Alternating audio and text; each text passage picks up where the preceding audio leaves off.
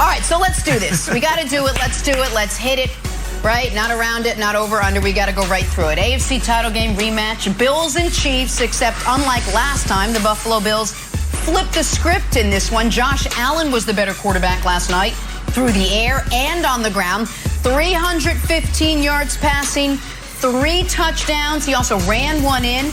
That's a clean game out of Josh Allen. Meanwhile, for Patrick Mahomes, he was slowed down considerably by that Bills' #1 ranked defense. 2 touchdowns, 2 INTs, and a lost fumble.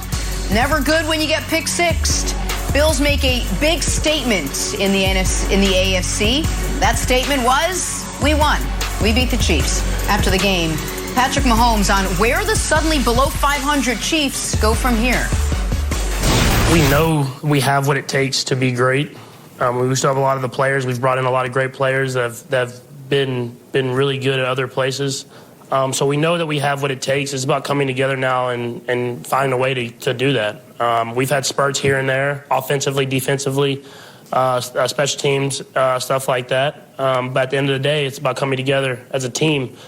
Because in this league, it's not about good players, it's about good teams. And we have to do that, and we're going to have to find a way. We have a tough schedule, and we got to win now, at the end of the day.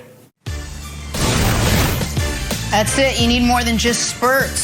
So the Chiefs, check it out, now looking up in the AFC and seeing 10 teams ahead of them in the conference standings. It's not ideal through 5 weeks. Nick, not quite how you had this game scripted in your head. How much trouble are the Kansas City Chiefs in right now? Well, probably not as much trouble as I'm in, Jenna Wolfe. And I don't know if you're familiar with or Broussard's familiar with, but I'm sure the audience is, that meme of the slightly balding guy looking kind of puzzling in the air, and it says, when the worst person you know makes a great point. That's how I felt watching this game, thinking of Kevin Wildes. Because everything he said was going to happen to the Chiefs is what happened. Broussard, Josh Allen threw all over him to guys wide open. And the Bills' social media team can mock me all they want. The story was not about Josh Allen being great. The story was how inexplicably and indefensibly awful the Chiefs were defensively in the first half. And then once again in the second half, the self-inflicted wounds were just indescribable.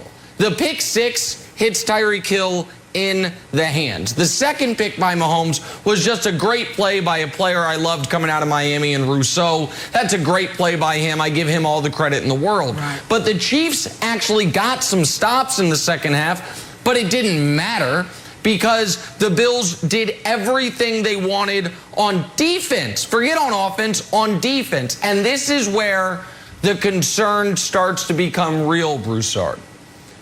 The Chiefs' defense has been so bad that this was the first game where it affected the offense. And by that I mean they had easy short completions or easy running lanes available to them all night long. Chris Collinsworth described it and described it well. The Bills were running a very vanilla, very obvious defense. But the Chiefs wouldn't take the cliche, never go broke taking a profit. They wouldn't take the easy stuff. And I think part of that is because they had in the back of their head, our defense going to give up 7, so we got to go score, and we got to score quickly. And so Mahomes was bad, but I think that is an outlier. I'm not worried about Patrick Mahomes. But the defense was so bad that it started to infect and affect the offense. And now the Chiefs are in an uphill climb for the next 2 months to make up what they've squandered over the last 1 month. All right, a few things here, Nick. And first of all, Jenna, I know one place they're not in trouble at is the tiers. Because they'll somehow, some way, the Kansas City Chiefs will find themselves ranked #1 in Nick tiers. I mean, 2 and 3 pummeled this weekend. They'll be #1. That's first thing. Secondly, Nick, you know that, I'm a bit offended. I get it that we're brothers in arms, in that I also picked the Chiefs to reach the Super Bowl and win it, and I'm not coming off of that. But I also predicted a Bills win. I also have been telling you for weeks that Kansas City defense is a problem. Yep. And you're absolutely right, Nick. It is forcing the offense to press. I think Tyreek, you're right. Mahomes, I mean, the interception that went through Tyreek's hands certainly wasn't Mahomes' fault, but was Hill pressing? And how does he drop that ball? That's obviously a rarity for him. So I do agree with you that the offense feels like we got to do so much to make up for this defense that it is taking them off their game. And you said, and I did agree with you on this going into the game. I didn't think Mahomes and the offense would be the problem. I thought the defense would be the problem. But yesterday it was both.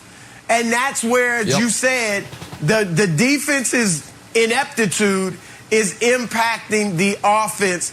Now, as far as are they in trouble, I still would say no. Because, number one, I don't think there's still anyone that thinks they're not making the playoffs. Yes, they're at the bottom of the AFC West right now, but they're better than Denver. The Raiders have come back to earth. And so, I think the Chargers will win the division, and the Chiefs will get in as a wild card.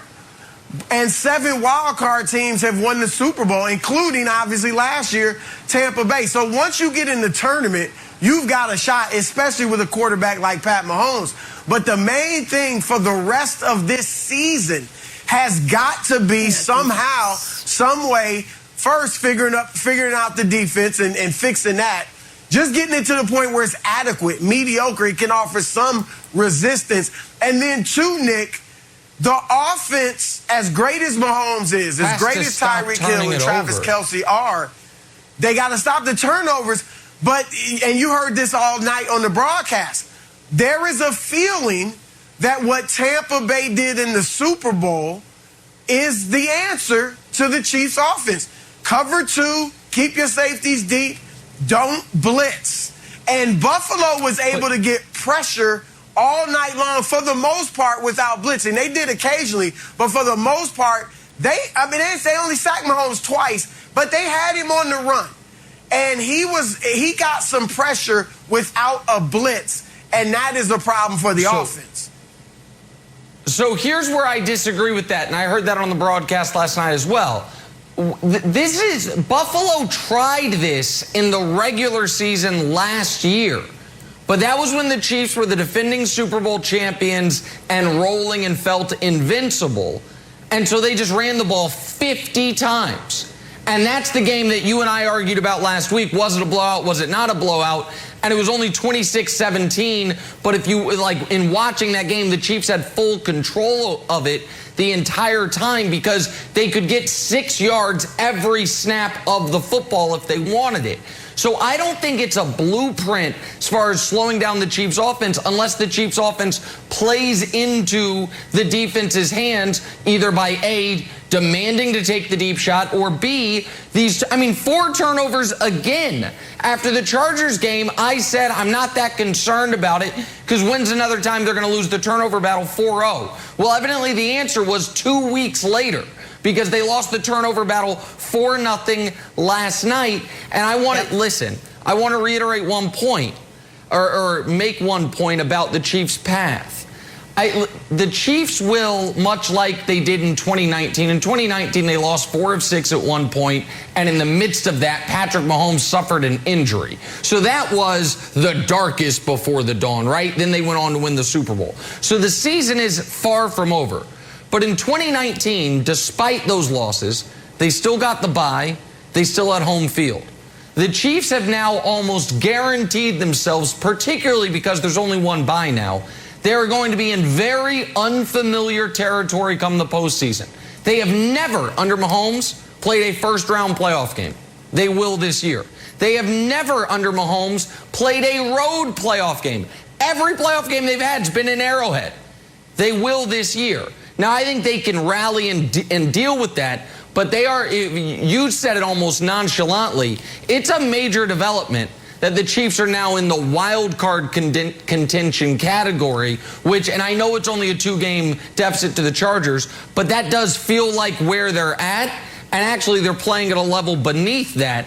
And so it's going to be unfamiliar for this team, not getting a bye and going on the road in the postseason, something they haven't done yet.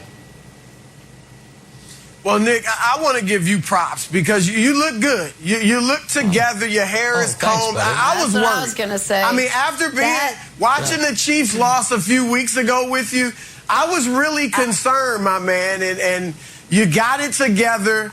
You look okay. So good job in this opening block. I know it was a rough night I just for you last night. I'm sure tears all over your pillow. I'm actually proud of you. As a friend and a colleague, I'm really proud. I didn't know which version of Nick we were going to get this morning. My dad literally texted me before we started the show, should I be worried about Nick? And I said, well, tune in to find out. No, and the I answer felt, is you know no. what? He's I was in a bad way, well. Jenna, I was in a bad way, but making sure Wilds couldn't be on the air this morning made me feel so much better that I'm rejuvenated. It's the first good thing that's happened to me today, sabotaging Wilds, so I feel better. Well, Jenna. Nick, I feel better. Jenna. I know once the camera goes off, you're a mess. But lights on, you work your magic. So good job. Thanks, brother. Appreciate that. Thank you. Appreciate that. All right, we got 2 more hours of programming to go with a composed Nick Wright. We'll talk some Tampa Tom on the other side because Tampa Tom looked every bit like a 3-time MVP yesterday. Is the rest of the league really chasing a 44-year-old for MVP this year? First things first on a Monday. That was my openers on this Monday morning. Tom Brady had my eyes wide open. Yes, the guy's got great hair, and yes, he's aging in reverse. But also, yes, the 44-year-old still has the clock set to Tom time. 5 touchdowns yesterday. Bucks rolling over the Dolphins. Bucks now 4-1. I know. All right, Broussard, who opened your eyes in Week 5?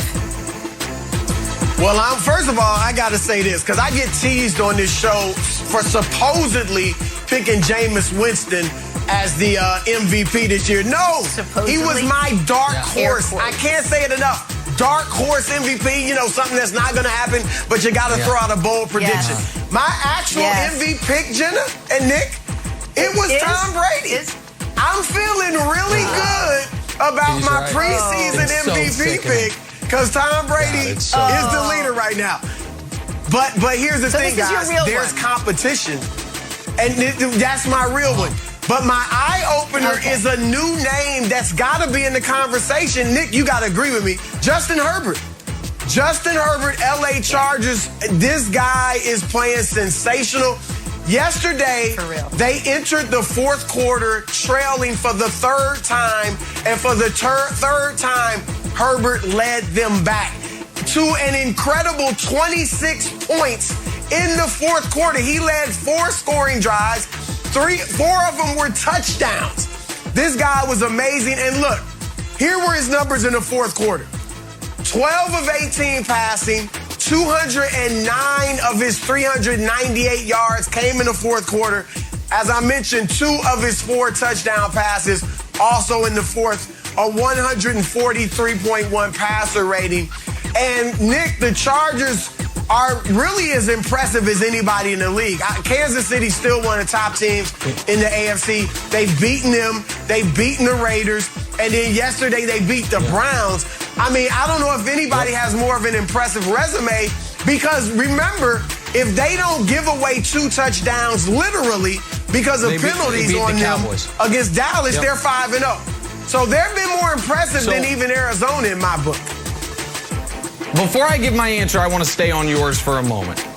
The Chargers right now are walking into every game up about 3 or 4 points thanks to Brandon Staley. Brandon Staley has shown an understanding of 4th downs and the advanced analytics of football better than any coach in the league by a mile. Yesterday, when they were getting beat by the Browns by 14 points, he had a 4th and 2 in his own territory. No other coach would have gone for it. He went for it. Later in that drive, they had a 4th and I think 9. Any other coach would have kicked a field goal. He went for it. They scored. They did the 2-point gambit thing where you're down 14, go for 2 early. He's brilliant. And Herbert, I want him to be on the record again about this, because you say and others say, oh, Nick, any quarterback that approaches Mahomes you hate on. Justin Herbert is a phenom. Justin Herbert, I believe, to be the second best quarterback in the AFC, not the quarterback that just beat Patrick Mahomes, Josh Allen. And I think the Chargers right now are the best team in the AFC right now, and they're doing it without a home field advantage. So all the credit in the world to the Chargers. I agree with you entirely. That was a great win yesterday, and the very end of the game where the Chargers not wanting to score and the Browns wanting them to score, for the nerd folks out there such as myself, that was a really cool kind of analytics moment. But I'll tell you who opened my eyes in week 5, Broussard. Tier vindication. Broussard couldn't wait to take a shot at the old tiers in the opening segment for having the Chief number 1. Do you remember on Wednesday? Look right in the middle. I said, this is why tiers are better than power rankings. We don't get intoxicated by record. Standings, darlings. All 4 of those teams were 3-1. The tiers did not believe in them. How did those 4 teams do? The Raiders, Justin Fields kills you. The Panthers, Jalen Hurts kills you. The Bengals, you give a game away to Green Bay. They actually played well. And the Broncos, embarrassing performance against the Steelers. So those 4 teams, the Bengals, a little unfair. They actually played well, but still. 3-1, Shmee-1. Tiers don't care about your record. We care about how good you actually are. Standings, darlings, vindicated. Tiers, vindicated. There's no way to argue your way outside of this straitjacket I just put you in, Broussard, talking all this trash on the tiers. That was a great weekend for the committee. Great weekend. Well, please, just stop it. First of all, I'm glad you admitted that the Bengals don't deserve to be with those other 3 teams, because they did play well against a Packers team that you got second best in the league. So you save face with that. But can we see the whole tiers? Because the tiers are like 8 levels. No, we don't need to. 7, 8 that's levels. Wednesday. That's you got Wednesday one thing. level that's decent. Look, you got one level, the standings, darlings. Everything else is a mess. Of course, Bills the favorites at the top. Where they going? Where's Kansas City going to be? Down there next to Chicago, between Chicago and New England. I'll be honest. Look at those tiers, though. Look standings up, standing darlings up. They look perfect. Aside from Kansas City. Kansas City's hurting the committee. We're not gonna lie, but all the rest of it looks pretty solid, buddy. Second and third tiers aren't bad. Second and third tiers aren't bad. Although you would admit now, Tampa Bay and the Chargers at championship ceiling, you got to move them up. This is a Wednesday thing. You just said the Chargers are the best team in the AFC. I can't speak on behalf of the committee. I can't speak on behalf of the committee. I'm available tomorrow, Nick. Broussard.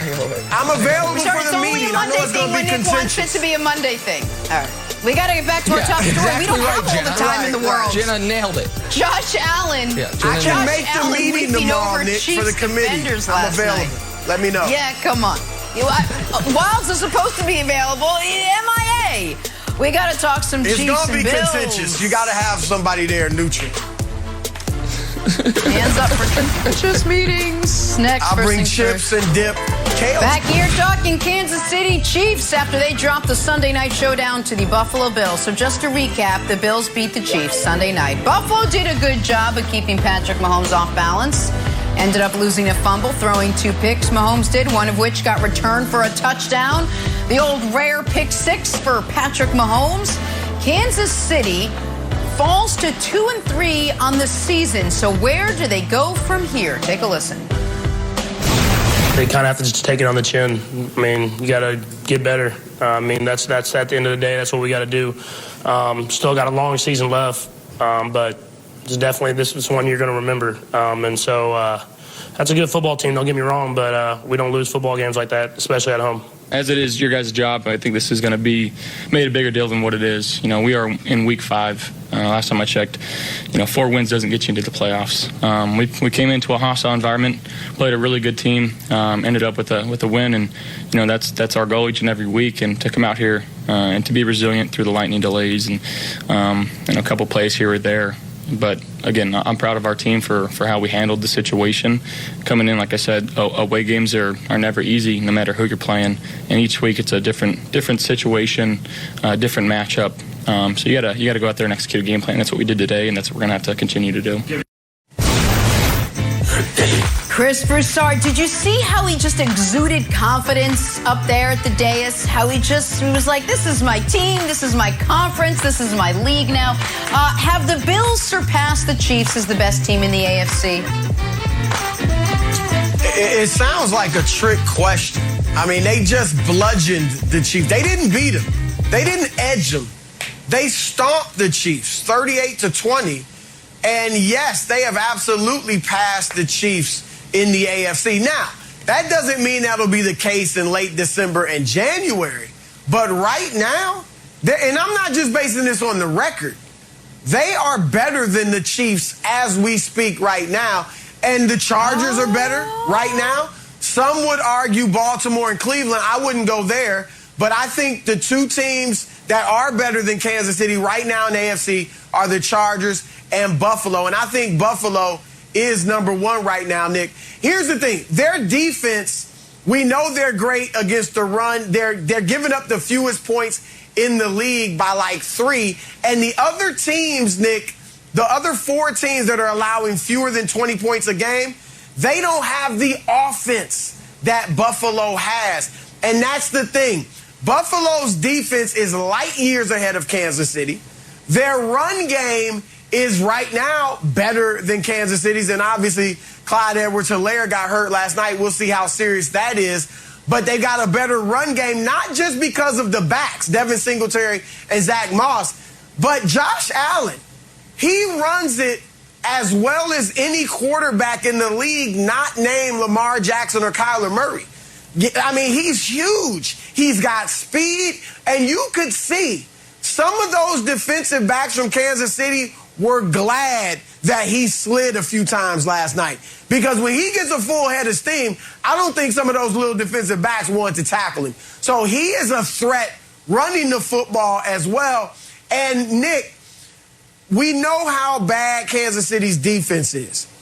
But they can get away with that against a lot of teams. But there are several teams, not just the Chargers and the Bills, but the Rams, the Buccaneers. There's several teams who offensively might not be quite as good as Kansas City, might not.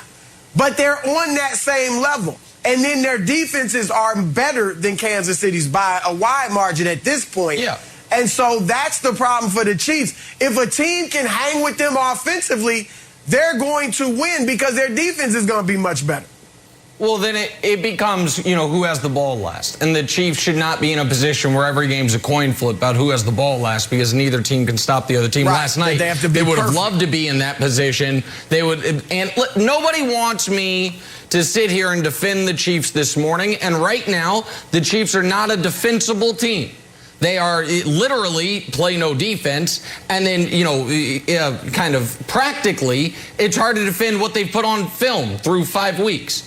They are a turnover machine offensively. They create no turnovers defensively. And I would have felt better.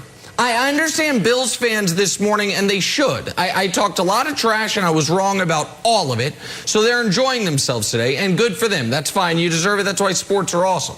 I would have personally felt better if I thought Josh Allen was just dicing the Chiefs up. Like, oh, my God, look at the throw he fit into that tight window.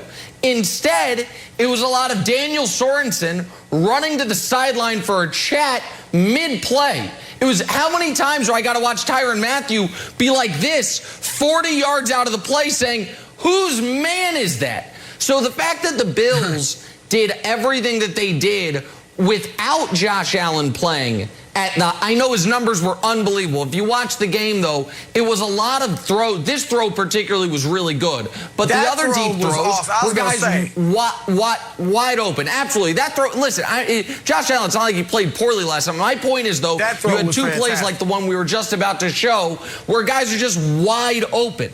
So I'm not defending the Chiefs this morning. They're not running the ball well. They're turning the ball over a ton. I don't love how Andy Reid handled the fourth downs last night. And the defense, even without Chris Jones, who's their best player and their best corner, even if they were there, the defense wasn't good. With all that said, the best team in the AFC right now is the Chargers.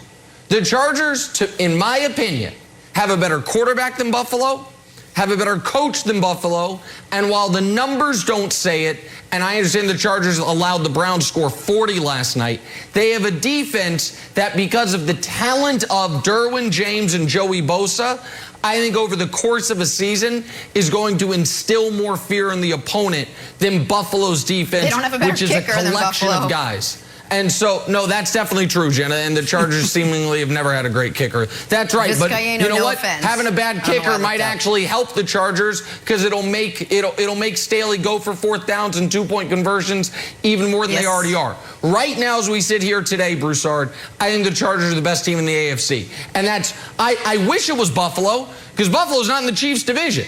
I'm sitting here saying that the team that the Chiefs got to catch in the AFC West is the best team in the AFC. Now, let me say one other thing about the Bills, Broussard. I do think the Bills are going to be the 1 seed, though.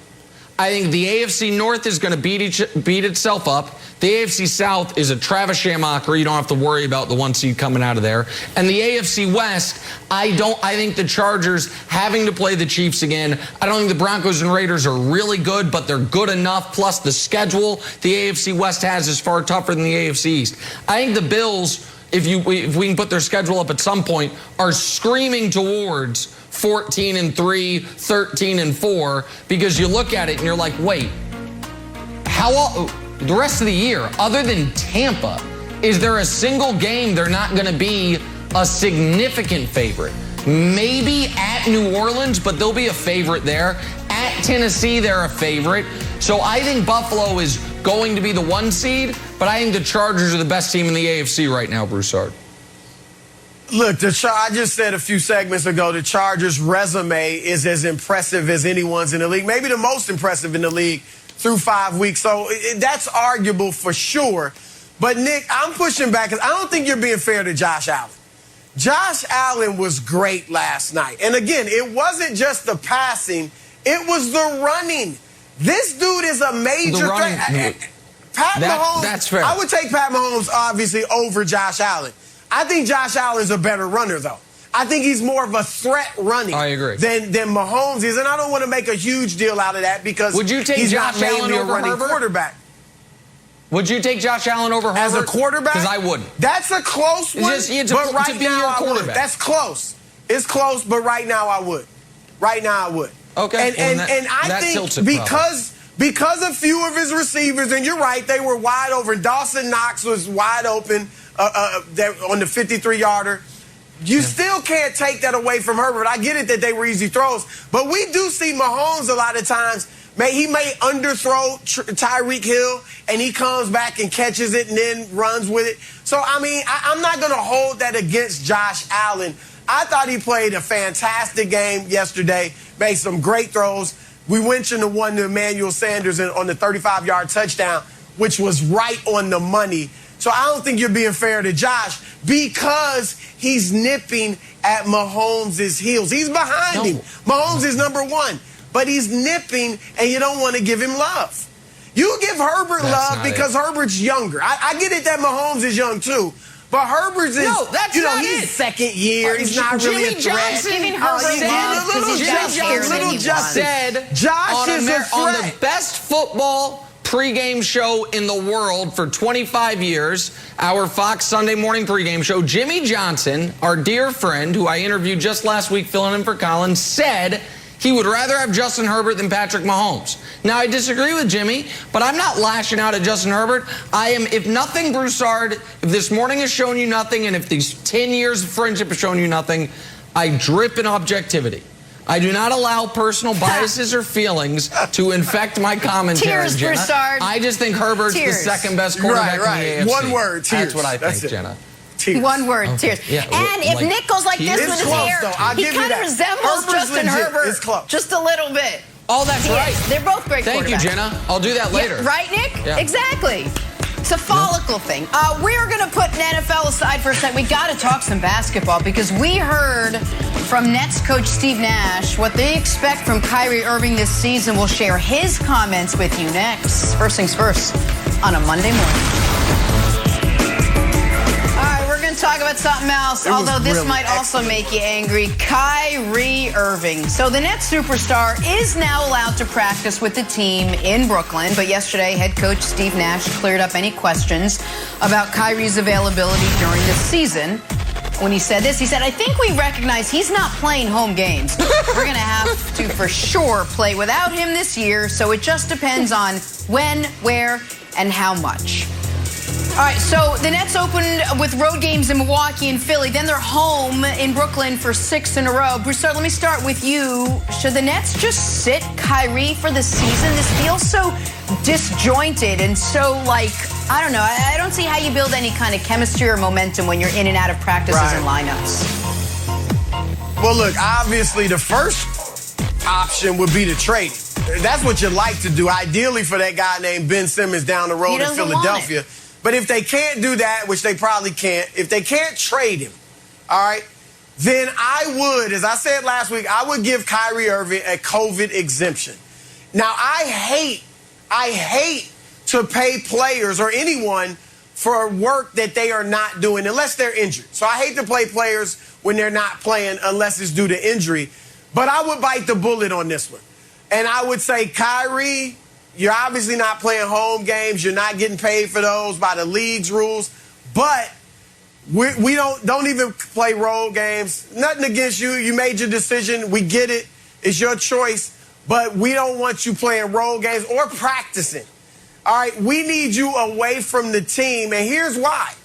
There's 3 reasons. Number 1, to avoid distraction. Can you imagine the distraction? Every time they go on the road, wow, what was it like to have Kyrie Irving, guys? You know, asking his teammates, what was it like to have Kyrie on the court?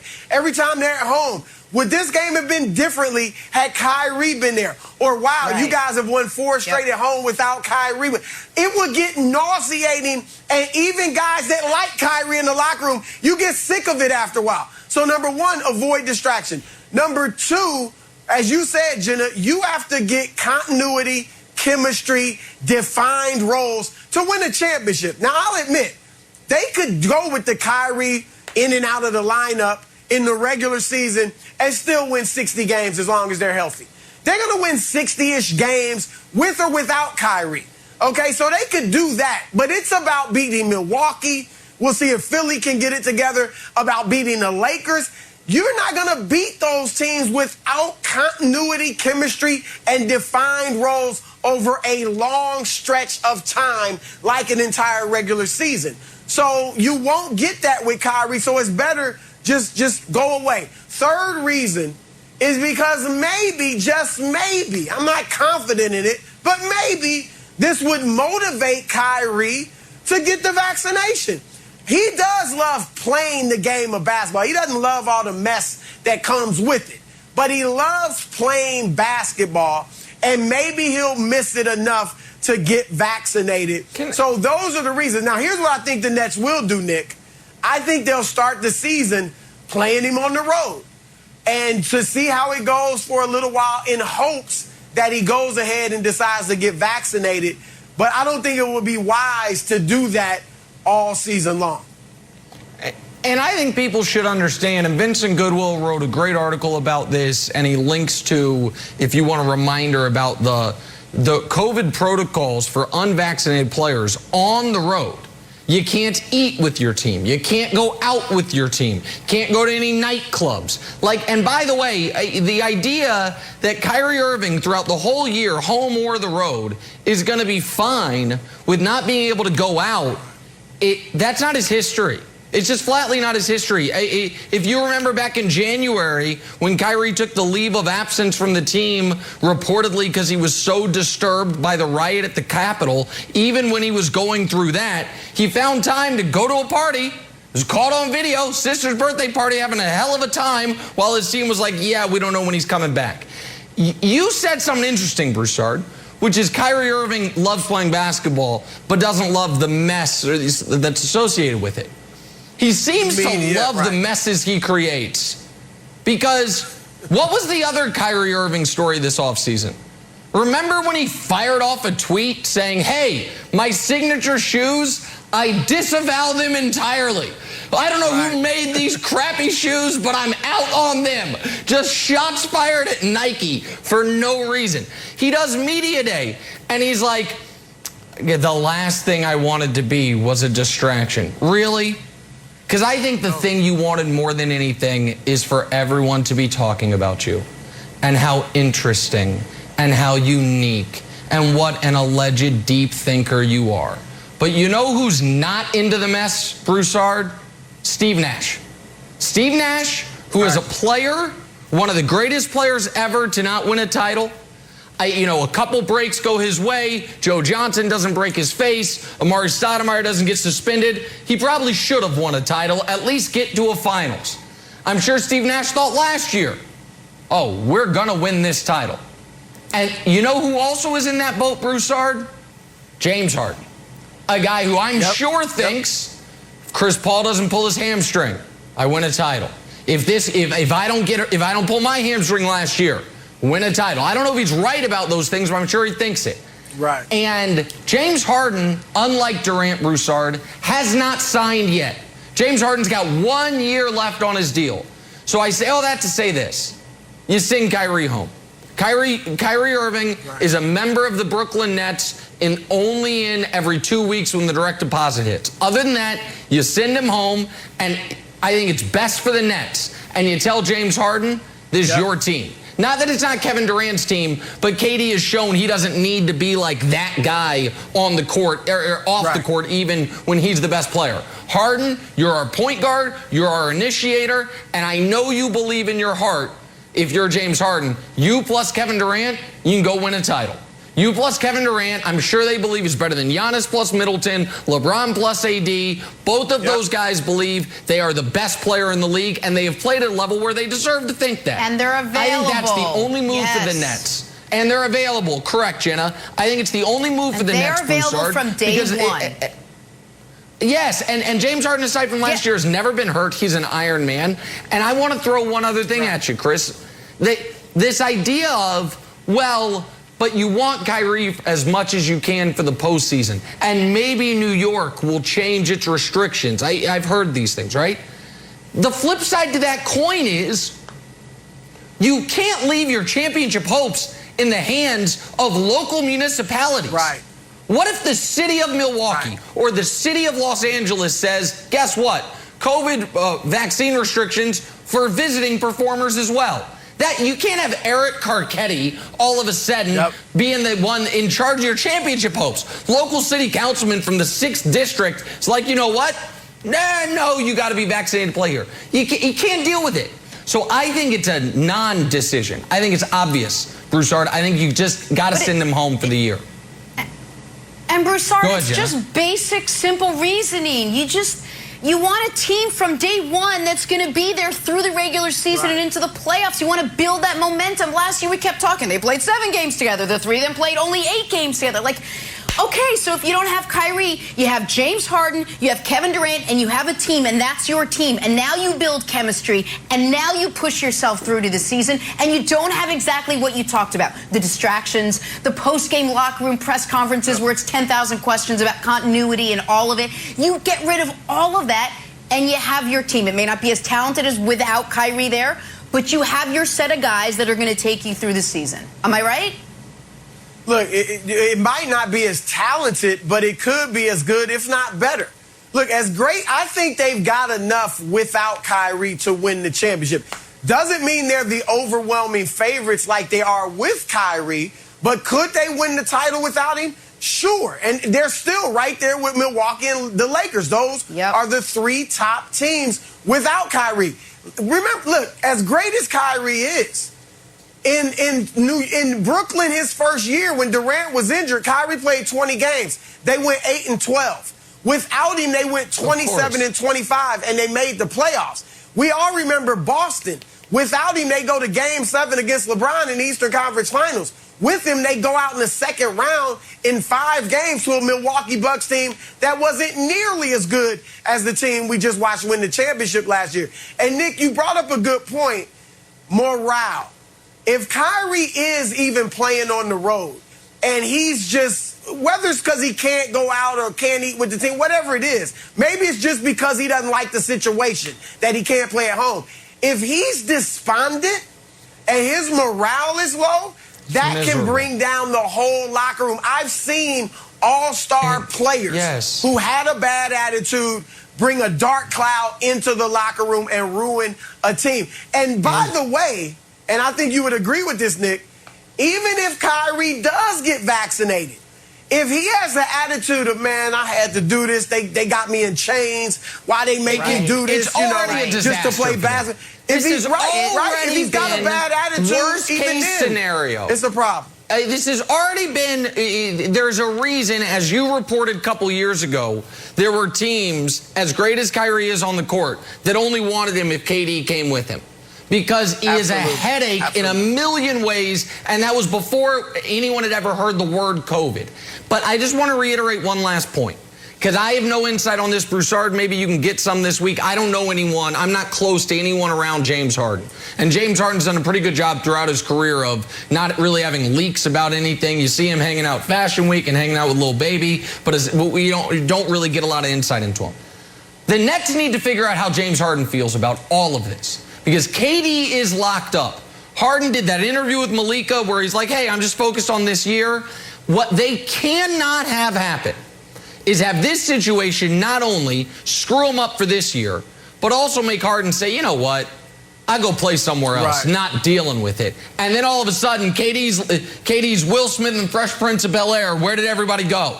I'm all like, you can't have it happen. You've got to make sure Harden is happy demanding a trade, at the end of the year. Right, exactly right, Jenna. Yeah, exactly. No, you're right, Nick. It's already become a mess. Season hasn't even started yet. All right, we got to get back to our top story. Knicks Chiefs toppled on their home field last night by the Bills. Toppled is a strong word. Crucified. They got crushed. Dropped to 2-3 on the season. So is it time for Patrick Mahomes to hit the panic button? Sorry.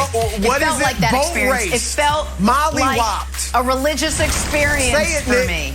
Asked and answered next. Nick, with Michael Vick. Mike, time to run the no huddle. Here we go. We're going to start in Dallas. Dak Prescott and the boys taking care of Big Blue yesterday. Dak with 3 touchdowns. Cowboys win 44-20. They improved to 4-1 on the season. For the Giants, brutal day for them. Daniel Jones, Saquon Barkley, Kenny Golladay all knocked out of the game with injuries. Chris Broussard, though, were you impressed with the Cowboys win? I was, Jenna. You know, and some people might look at, it was 10-10 at one point. It was 17-10, I think, at halftime, and not be impressed. But this happens in the NFL, where a bad team can hang around for 2 quarters, 2.5 quarters, and then the superior team just runs away from them in the last part of the game. And I think that's what we saw yesterday. I don't see how you cannot be impressed with the Cowboys. The run game, I mean, Ezekiel Elliott, Nick, you got to do it today on national TV. You owe Ezekiel Elliott an apology. You said he was washed. You said he was not thunder and lightning with Tony Pollard like I've been insisting. You called him a distant rumble way off in a faraway land. He is thunder. And Pollard is lightning. Second straight game, over 100 yards. Third straight game, over 95 yards. He's averaging over 5 yards a carry in the last 3 games. Pollard, Zeke is the man. Pollard's I actually would like to see them. I want to see them throw it a little more. Maybe they shouldn't, but Dak still manages 302 yards, 3 touchdowns. But I still want to, with that receiving core, I'd like to see him throw it a little more. But they got a nice formula, and the defense has gotten to the point where it's mediocre. It's a mediocre defense, which is good enough when that offense is that strong. I think. Okay. It's good enough for that offense. Let me address everything Broussard said. I would love to pull a Chris Broussard right here, and instead of saying I was wrong about Zeke, say I motivated Zeke. My commentary is why he's running that hard. But I don't believe that. I think, listen, I may have written Zeke off too early. And I think part of what happened was I saw that Tony Pollard was looking so much better than Zeke, and I didn't even allow for the thought, maybe that's because Tony Pollard's excellent. I was like, well, Tony Pollard's a replacement level running back, and he looks better than Zeke. Maybe it's that Tony Pollard's like a 9 out of 10, and so Zeke was not as good as him, but was still an 8 out of 10. But regardless of what that is, the offense, Mike, looks sensational. Dak looks like he never missed a week, let alone nearly a year. And Trayvon Diggs, they kept targeting him yesterday. He almost had 3 picks. He came down with 1. That's 6 picks in 5 games. Mike, it's a sad play because Daniel Jones got hurt on it. But the way they stoned Daniel Jones on the goal line, it was the 3rd straight play from 1st and goal from the 1. The Cowboys got to stop. To me, Mike, you can make a case this morning that the Cowboys are the best team in the NFC. Right now, I don't see anything they don't do well. And I know the Giants had those injuries, but those are on offense. They didn't have injuries on defense like to this degree, and the Cowboys scored 44. I think you have to be impressed with the Cowboys this morning, Mike.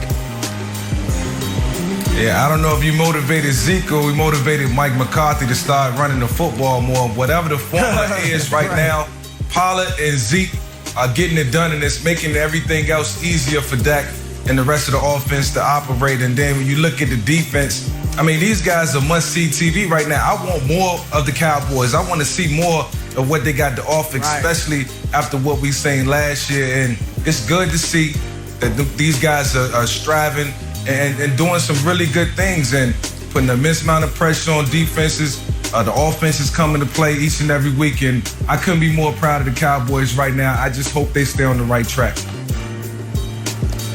And their schedule, good stuff. My goodness, their schedule, Jenna, allows for them to really, really stack up some victories over the next month.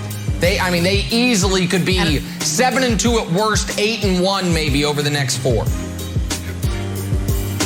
And for the Giants, I think we got to wait and see another injury to Saquon Barkley and see how Daniel Jones is doing. Concussion. Let's talk some Patriots or probable concussion. Good news, they won. Not as good news came against the lowly Texans. Mac Jones stepping up, delivering a big 4th quarter. This time, Nick Folk's game-winning field goal, only from 21 yards. This time, not in terrible weather. It was good. Patriots escape Houston with a 25-22 win. It was probably closer than it should have been. Nick, how should the Pats fans feel after this win? Terrible. Broussard, the only thing this win did was hurt their draft position. The Patriots are a really bad team. I'll give you the list of things the Patriots do well. They employ Matthew Judon, who's outstanding. That's the list. Davis Mills carved them up all game. I know Pats fans were watching the very end after they got a gift roughing the passer penalty. Ended up only being the 2nd worst roughing the passer penalty of the day, but I'm not bitter about the Chiefs one. The Chiefs didn't play well enough to win. That was an egregious roughing the passer penalty, but we'll move on. We'll move forward. They got a gift of a roughing the passer penalty. And David Culley, who I think deserves some credit for having the Texans ready to fight, made some really questionable special teams decisions late, including kicking nearly a 60-yard field goal for no reason. But Broussard, I have seen nothing from New England that tells me they can beat good teams. And I know folks will be like, well, they almost beat the Bucs. That was such a unique circumstance in bad weather with all the emotions of the game for Brady. The Bucs didn't look like the Bucs that game.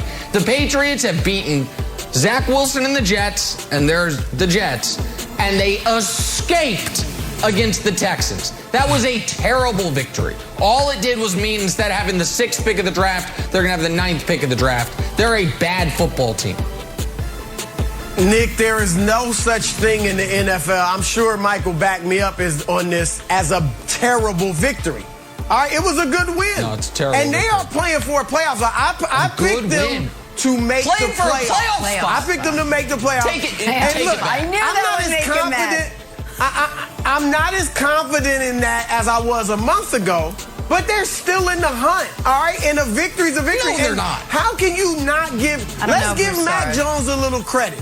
Let's give Mac Jones a little credit. All right, he leads 2 scoring drives in the 4th quarter. He hits Hunter Henry on a nice pass for his first touchdown of the game to tie the game up, and then leads a 7-minute drive that ends with the field. I think it was 17 plays. He goes 3 for 5, 37 yards. The roughing the passer helped, but they had 2 offensive penalties too that kind of evened it out. And they still got folk in position for the game-winning field goal attempt. So I like what I saw from Mac Jones. I like the poise. I like the savvy. Yeah, they don't look as good as I thought they would, but they're still very much alive. I'd say more alive than your Atlanta Falcons. Here, Mike. And Nick, Mike, come on. Nick, an ugly win. An ugly win better than a pretty loss, and I've been a part of both. There you go. I remember an ugly win that we had. We won 6-3 one time in like 2005. I think we beat the Arizona Cardinals. We only kicked 2 field goals. That did absolutely nothing, but somehow we found a way to get out of the stadium with a win, and it felt good. And I know yesterday for the New England Patriots, it felt good to just get out of the stadium with a win, regardless of how it looked. It can always get better. Go back and look at the tape, reevaluate, and come back strong next week. Okay, that's fine that you guys are making the point that getting the win was important so they don't drop to 1-4. And I understand that to a degree. But if we are looking at how the Patriots have played through 5 weeks and evaluating what they will be the rest of the season, what win or lose yesterday, what they're going to be the rest of the season is bad. They don't have a single offensive player that scares you. They have 1 outstanding defensive. Judon's great. I give Judon, that's a great free agent signing, good for them. But that is a bad team. They were damn near 10-point favorites, and they're down 22-9 to Davis Mills, who just carved them up. Again, this is Davis Mills, Jenna, carved them up. Stephon Gilmore's not walking through that door. He plays for Carolina now. It's bad news for the Patriots. Win or loss, that's bad news for them, Jenna. I hate that. All right, it was a win. Let's head to L.A. Browns and Chargers. What a game. Could not stop watching this game. My kids were like, what about dinner? I was like, what about the game?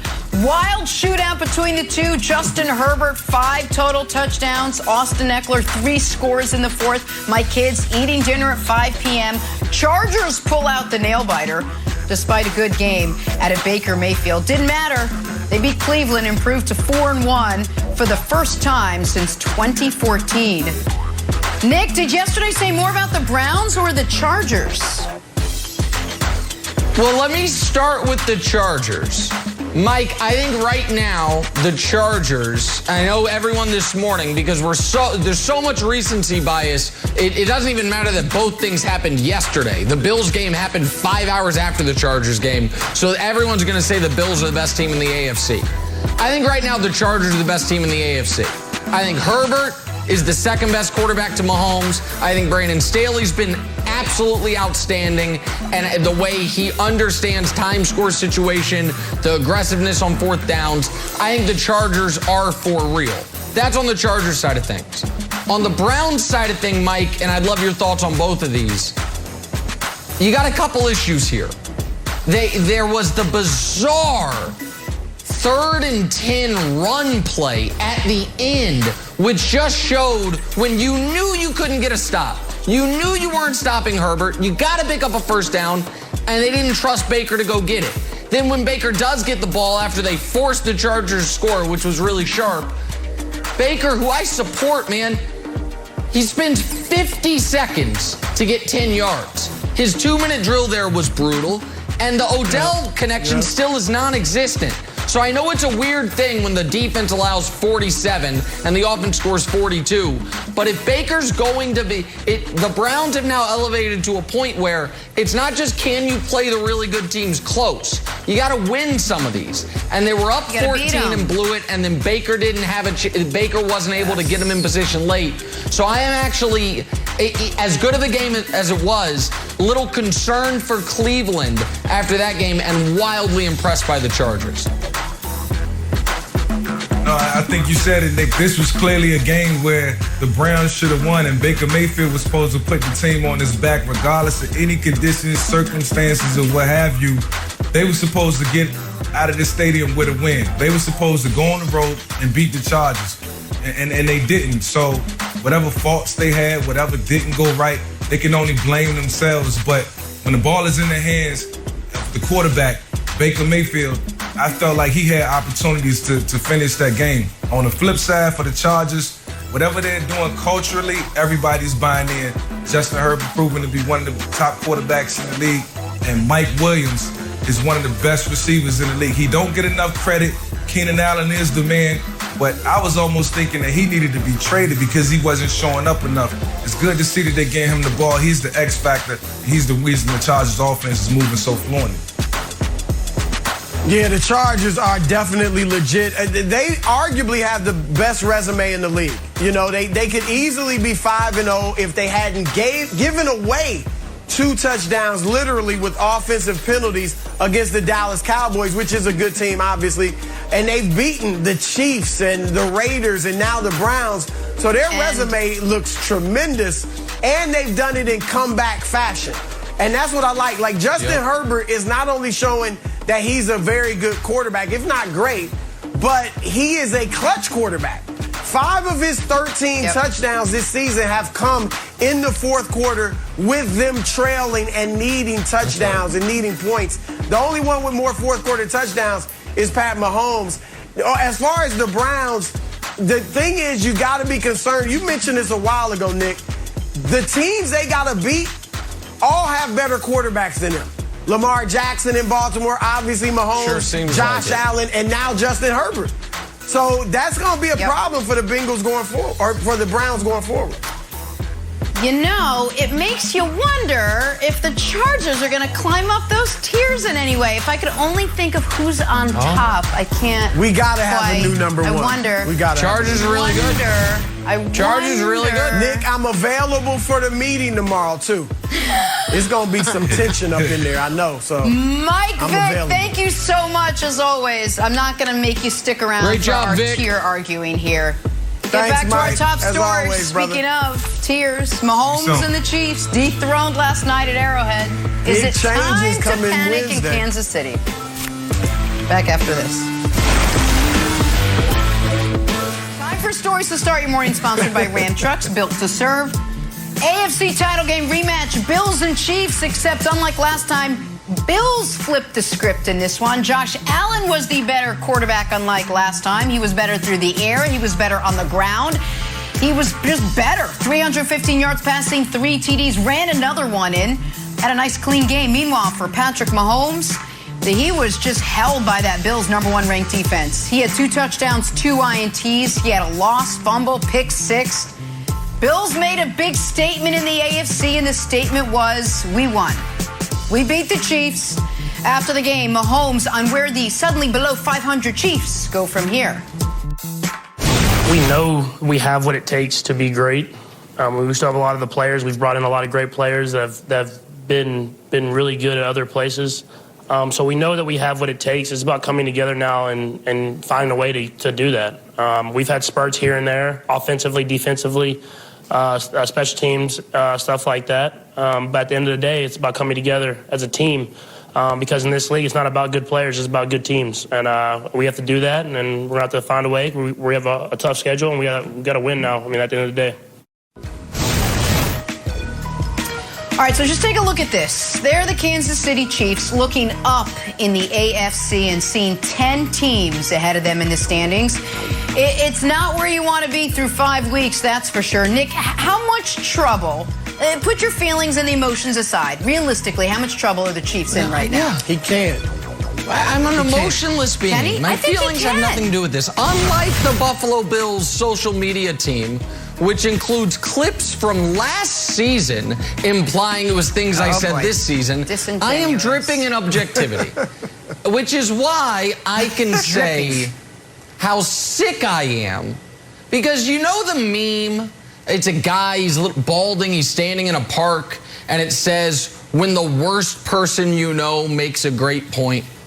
That's how I felt watching this game, thinking of Kevin Wildes. Like, God, dog it. Everything he said is happening. The Chiefs defense, not only are they not getting stops, guys are just running wide open. I mean, there was a play where Stephon Diggs stopped running, I think because he thought he was that open because the play had been blown dead. And then it's like, nope, it's just Daniel Sorensen being Daniel Sorensen. I said the one thing I got right about this game was Dawson Knox worried me, and so he was just one of many guys that crushed the Chiefs yesterday. Dawson Knox had a huge game. Chiefs defense gave no resistance at all until the second half, and once the Chiefs defense started showing resistance, the Chiefs offense started turning the ball over with turnover after turnover after turnover, 3 second-half turnovers. So here's the spot the Chiefs find themselves in, Wilds. They have never, under Patrick Mahomes, had to play a first-round playoff game. They will this year. I don't think anyone actually believes they're going to miss the playoffs, but they're certainly not going to get the bye, especially now there's only one. They have never, under Patrick Mahomes, had to play a road playoff game. They will this year. And while I believe the defense will get better, the air of invincibility around the Chiefs has clearly and obviously been punctured. And it's one thing, Wilds, for it to be punctured for the opposition to feel like, oh, we can beat them. But it feels like it's been punctured for the Chiefs themselves as well, because they are pressing on offense. Instead of taking the easy completion, the easy gain, handing the ball off when the Bills are daring you to do it, like they did in the first meeting last year when they ran the ball 50 times, they seemed obsessed with the big play, and it wasn't there for them. And I think that's in part because the offense knows defense isn't stopping anybody, so we have to go make the play. So, yeah, the Chiefs being 14-3 and being the 1 seed, that's gone. Winning the division is going to be tough, and they're going to have to do it the hard way. So, yeah, they're in a bit of trouble, Kevin Wilds. They are. And you were right about a lot of this, which is so gross. Well, it's so gross. Well, I appreciate it, and I know you're growing. At the same time, I reject it. You can't come in and try to 8 Mile me. Just like, well, I'll say all the bad things so he doesn't get a chance to say the bad things. Nice try, buddy. Good. Not buying it. The thing that you didn't mention was your old buddy Patrick Mahomes. What would Brandon Marshall always tell us? Ball security is job security. Well, I don't think his job security is up for grabs. The ball certainly is when he's got it. If we can show the graphic here, Pepper. This is fumbles and interceptions. Who is on there? Oh, we got some great players on here. Nick, this is like a lineup of your favorite guys. You got old big neck Trevor Lawrence. You got Zach Wilson, who you didn't want the Jets to draft. We got the baby goat, allegedly, although the real goat just threw 5 touchdowns. You got little hands Jared Goff, who you don't like. And we got Sam Darnold, who used to play for the Jets, who was playing pretty well until this weekend. Mahomes should not be on this list as much as I want to make fun of you. But Broussard, I do want to talk. I want to offer an olive branch to Nick. And you can sort of navigate this for us. It's an olive branch. Hey, Patriots and Chiefs, we're both 2-3. So anything you say about the Chiefs, oh, we're going to be in the playoffs, we still have a chance at the Super Bowl, you still have to say that about the Patriots. Same thing. Yeah, did we barely beat the Texans? Doesn't matter. We're both 2-3. You and I are friends, just like this, buddy. Brothers. I hate my life. And I, brothers. 2-3 brothers. We're not friends. Yeah, you're right. We're brothers. We're more than friends. We're 2-3 brothers. At this point. So if you want to talk about going to the playoffs, I get to talk about going to the playoffs, Broussard. Patriots and Chiefs headed to the playoffs, 2-3. Yeah. Maybe. Well, great points, Wilds. I got to bring Wilds down great points, just a notch. Wilds, this was your day. This was your day. How do you miss this? This is like missing your wedding, missing your graduation, your retirement. You would have had 2 hours to gloat. So it fell on me, and I gloated for 2 hours. But I can't believe that you missed this. It's the only proof I have of the existence of God is that Kevin Wilds got locked out of his office today. No. It really, Broussard, is, and I know you're a religious man and I'm not, but I'm thinking coming to your side of the equation. After Wilds, after I didn't have to deal with this nonsense from Wilds. But I'll let you go ahead, Broussard, and make your point. Buddy. But I might be converted. Go ahead, Broussard. Nick, yes, and since we're giving out love, I'm going to defend you against Bills Mafia, the Buffalo Bills, whoever that was that put that video out. Nick Wright is not abrasive, all right? He's not abrasive. Okay. The rest might be true, but he's not abrasive, okay? So be careful with that. But anyway, Nick, here's look, they're not in trouble as far as making the playoffs. They're going to be a wild card. They're not going to win the division most likely. But 7 wild cards have won the Super Bowl, including last year Tampa Bay. So they're still very much alive theoretically and talent-wise, at least on offense. The problem is that defense, Nick, and you finally come around to me and Wilds. You've been mocking us. Oh, Broussard's a basketball guy. He doesn't know what he's talking about. Wilds is just funny. He doesn't know what he's talking about. No. Now you have come along and seen the light. Here's the problem, Nick. What we also saw in that game, and you know this, there are offenses, while Pat Mahomes may be the best quarterback in the league, there are offenses that can hang with Kansas City. Several. In the AFC, you got Buffalo, you got the Chargers, maybe even the Browns. In the NFC, you got Tampa Bay, Green Bay, the Rams, Dallas. And all of those teams have better defenses by a pretty wide margin. So that is going to be a problem. Andy Reid better get that defense, or maybe Spagnuolo, together, Nick, or they're going to be in trouble. Go ahead, Wilds. Listen, I'll let you go ahead and take it. Go ahead, my friend. Well, sure. Well, look, I missed most of the show because I locked myself out of the office, and people are like, Wilds, you screwed up. Like, did I? Or did I do an experiment for everybody here and all of Kansas City?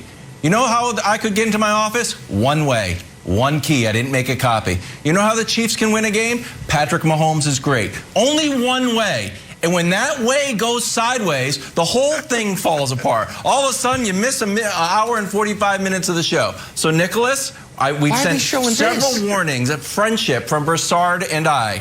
See, this is nice. An advertisement from Mark Cuban, too. I reject the friendship.